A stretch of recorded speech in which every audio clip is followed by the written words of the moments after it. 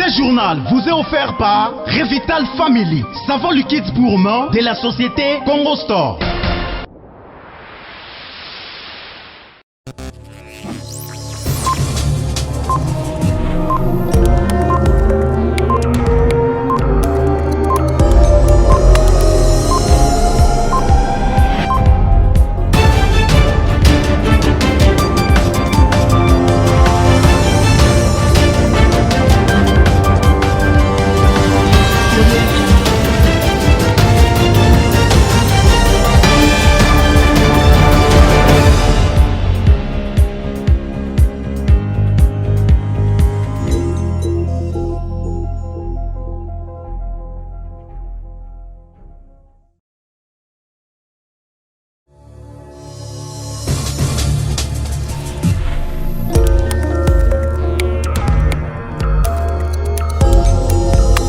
Mesdames et messieurs, il est temps de vous informer. Bienvenue à cette édition d'information que vous présente Jean-Claude Fundi.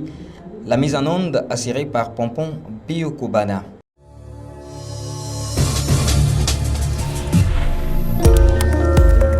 L'information reste dominée par l'arrivée des reliques du tout premier ministre de la République démocratique du Congo à Kisangani. Les reliques de Patrice Emery Lumumba ont été officiellement présentées à la population de la Chopo pour les derniers hommages. C'était au cours d'une grandiose cérémonie organisée à la grande poste de Kisangani ce vendredi 24 juin 2022. Plusieurs personnalités ont rehaussé de leur présence à cette émouvante cérémonie, dont notamment le président du Sénat, le professeur Bahati Lukwebo-Veni, représentait les chefs d'État. Images et commentaires. La population de la ville de Kisangani en liesse à l'arrivée des reliques du tout premier ministre de la RDC. Danse, musique et fanfares ont émaillé cette cérémonie riche en couleurs. La ville de Kisangani a été choisie pour recevoir ces reliques au vu de l'essor qu'avait connu Patrice Emery Lumumba dans sa vie politique et professionnelle dans cette ville. Pour rendre les derniers hommages, les chefs coutumiers Anamongo ont procédé à la présentation des signes de pouvoir. Ils ont estimé que si Patrice Emery Lumumba avait eu la chance d'arriver à Kisangani pendant sa fuite, l'histoire de notre héros serait écrite autrement. Prenant la parole pour la circonstance, le fils aîné de Patrice Emery Lumumba a estimé que le dernier vœu de son père n'est pas encore exaucé. François Lumumba indique que son père avait prédit que la RDC devrait aller plus loin dans son développement.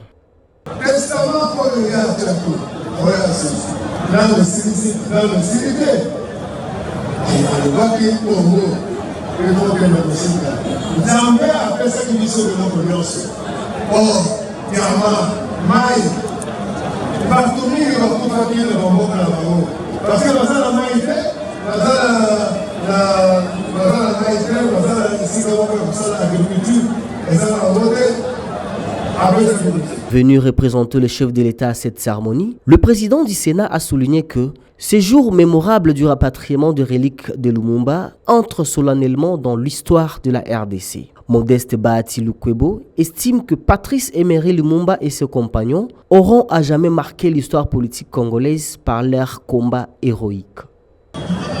Ce jour de vendredi 24 juin 2022 est entré solennellement dans l'histoire politique de notre pays, comme l'avait prédit Patrice Emery Lumumba, héros national et le tout premier ministre de notre pays, lorsqu'il disait dans sa lettre à son épouse, la distinguée Maman Pauline, en disant, je cite, « L'histoire dira un jour son nom, mais ce ne sera pas l'histoire qu'on enseignera aux Nations Unies, à Washington, à Paris ou à Bruxelles. L'Afrique écrira sa propre histoire et elle sera du nord au sud du Sahara une histoire de gloire. » Après la ville de Kisangani, le relique de Patrice Emery Lumumba fera le périple à Lubumbashi, mais aussi dans le site emblématique de sa vie et retourner à Kinshasa, la capitale, pour enterrement au mausolée construit à l'échangeur de Limete le 30 juin prochain. prochain. Un deuil national sera observé du 27 au 30 juin et le drapeau sera en berne. Notons que les reliques de Lumumba ont été remises à sa famille et à la RDC le 21 juin dernier à Bruxelles. Avant d'arriver à Kisangani, les reliques de Lumumba ont été acheminées à Lumumbaville dans le Sankuru. Restons dans ces chapitres où le mouvement citoyen lutte pour le changement Lucha estime que la symbolique autour du rapatriement des reliques de Lumumba est une occasion pour relancer le processus de justice afin d'établir les circonstances tragiques de son meurtre ainsi que de ses compagnons. Dans une déclaration faite jeudi 23 juin 2022 à Kisangani devant la presse au stade qui porte son nom, ces mouvements citoyens exigent que les responsables nationaux et internationaux du meurtre de Lumumba puissent répondre de leurs actes devant la justice. Suivez un extrait de cette déclaration lue par Jedi Diamabela, l'un des militants de la Lucha. La Lucha tient, à préciser que mieux vaut tard que jamais. La symbolique autour de ces rapatriements des reliques de Lumumba est une aubaine pour relancer le processus de justice afin d'établir finalement les circonstances tragiques de son meurtre ainsi que celui de ses compagnons précités, pourvu que ces responsables nationaux et internationaux en répondent devant la justice. 2. À préciser que Kisangani est la ville de la naissance et de l'épanouissement politique de Lumumba. C'est ici qu'il a commencé son parcours professionnel et politique. C'est dans cette ville que le MNC, son parti politique, a connu son essor au point de le plébisciter député national avec 98 000 voix. À ce titre, pour retracer la vérité historique de son combat, le gouvernement congolais aurait pu construire à Kisangani le mémorial abritant ses reliques. 3. À préciser que le véritable hommage que pourrait rendre le pouvoir actuel sans une forme de récupération politique consiste à reconquérir notre souveraineté nationale sacrifiée et menacée sous l'autel de la fragilité étatique par les politiciens véreux dont la logique clientéliste et utilitariste du pouvoir réduit l'État à une oligarchie prédatrice plutôt qu'un instrument de justice sociale et de réduction de disparités prôné par Lumumba. 4. Enfin, en ce qui concerne Kisangani, les cérémonies symboliques de commémoration n'arriveront jamais à la hauteur du rôle historique. Grogne au sein de l'Assemblée provinciale de la Chopo. Après les retraits de confiance par 15 députés au président et son vice, y compris la convocation de la plénière pour installation du bureau d'âge pour ce samedi, Gilbert Boukoumou rejette en bloc cette procédure. Il remet en cause la qualité du directeur administratif puisque, selon lui, est suspendu. Et aux députés provinciaux, il les reproche d'initier 2 pétitions au cours d'une même session. Et maintenant, la plénière est convoquée pour le samedi. Vous allez faire la quoi? Personne qui convoque même la plénière n'a pas qualité puisqu'il est suspendu. Raison pour laquelle nous sommes en train de vouloir aller voir les autorités tout à l'heure pour que la question soit réglée. Et qui a rappelé le monsieur en question parce qu'il était en suspension? C'est ça la question qu'on doit se poser. Qui les rappelle? Qui doit les rappeler? Or, pour qu'ils quittent, qu'ils sortent de la suspension, la même personne qui suspend, c'est la même personne, n'est-ce pas, qui lève la mesure. Qui a levé sa mesure? Bon. Or, tous les députés qui sont à Kisangani pour le moment, personne n'a qualité ni compétence de convoquer une plénière.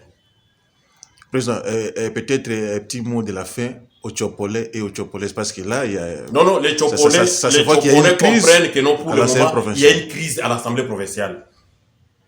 Et ceux-là qui ont une bonne moralité savent que non, c'est un conflit. Ici, des intérêts des personnes individuelles, des intérêts égoïstes. Et nous, on ne saura pas sacrifier cette province à cause de ceux qui sont, à cause des intérêts. Argument que le député provincial Jacques Mandiong Saïdi, initiateur de cette action, ne veut pas attendre de cette oreille. Il renvoie son président à la maîtrise du règlement intérieur de l'organe délibérant. Suivez. Je pense que notre président, il a de sérieux problèmes à interpréter les articles de notre règlement intérieur. Et c'est très dangereux. c'est très dangereux. Nous avons eu 5 pétitions initiées contre 5 membres du bureau, avec des initiateurs différents. Ces pétitions portaient sur des matières différentes, des griefs différents. Aujourd'hui, moi, je n'ai pas initié une pétition. J'ai initié un retrait de confiance, qui est une autre action contraire à la pétition. Et je suis un nouvel initiateur. Je ne suis pas l'initiateur de ces 5 pétitions, ou je ne suis pas l'un des initiateurs des pétitions qui ont été introduites au mois de mai. Je viens avec une nouvelle matière pendant la même session. Est-ce que notre règlement intérieur interdit cela? Je renvoie à M. Bokungu, collègue député, à lire profondément le règlement intérieur et à comprendre le règlement intérieur de l'Assemblée provinciale de la Tchoko. Lorsqu'il dit la personne qui a convoqué la plénière pour installer le bureau d'âge n'a pas qualité. Bon, je ne sais pas sur base de quoi il va dire ça. Nous avons tous été élus en 2018 et nous avons été installés au mois de janvier 2019. Nous avons été élus comme députés provinciaux. Mais l'Assemblée provinciale, comme une institution, a une administration. Et cette administration-là, de l'Assemblée provinciale, est gérée par un directeur administratif. Ce ne sont pas des matières que moi je peux enseigner au président de l'Assemblée. Vous conviendrez qu'avec moi, il est reproché au président de l'Assemblée provinciale de la Tchoko ainsi que son vice l'incapacité notoire à organiser les plénières, mais aussi l'absence prolongée et injustifiée à Kisangani. Lancement officiel jeudi dernier à Kisangani du programme Démocratie et droits de l'homme.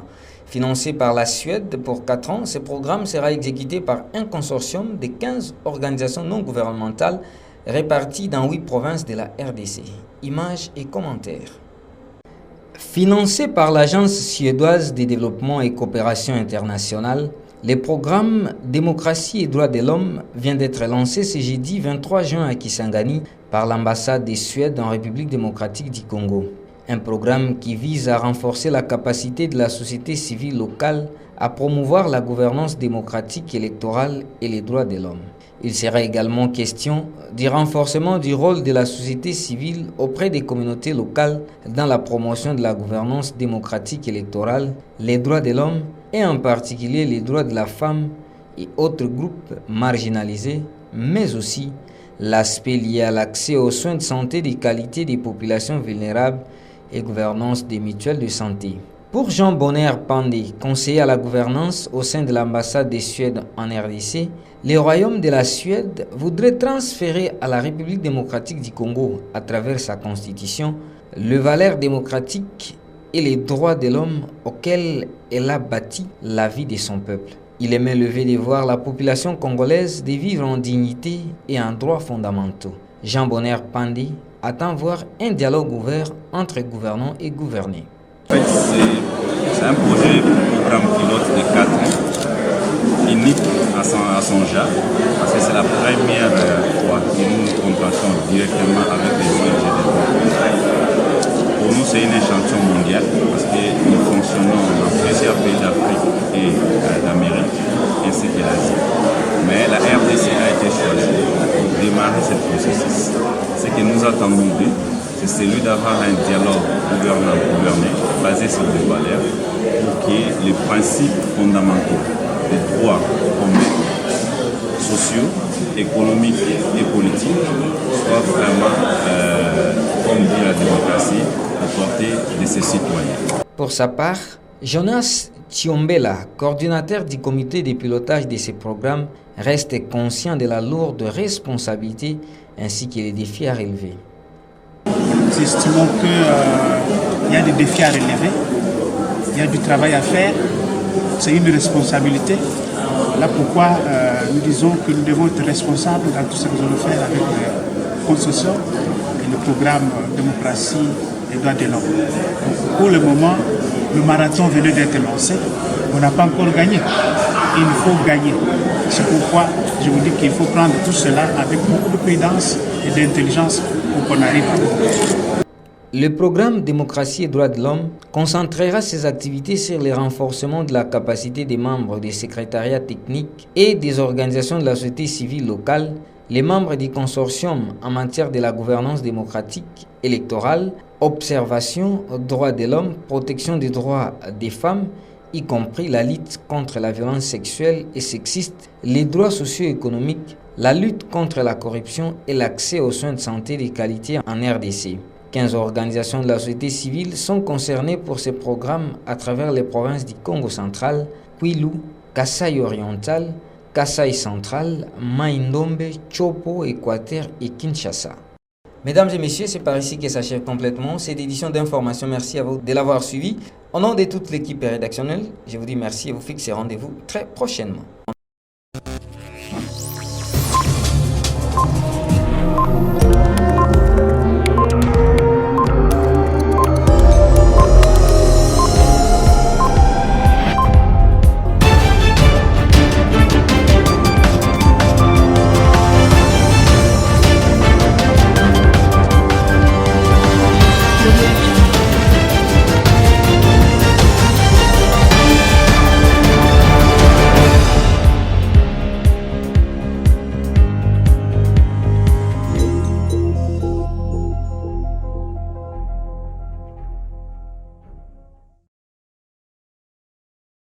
Ce journal vous est offert par Revital Family, savon liquide gourmand de la société Congo Store.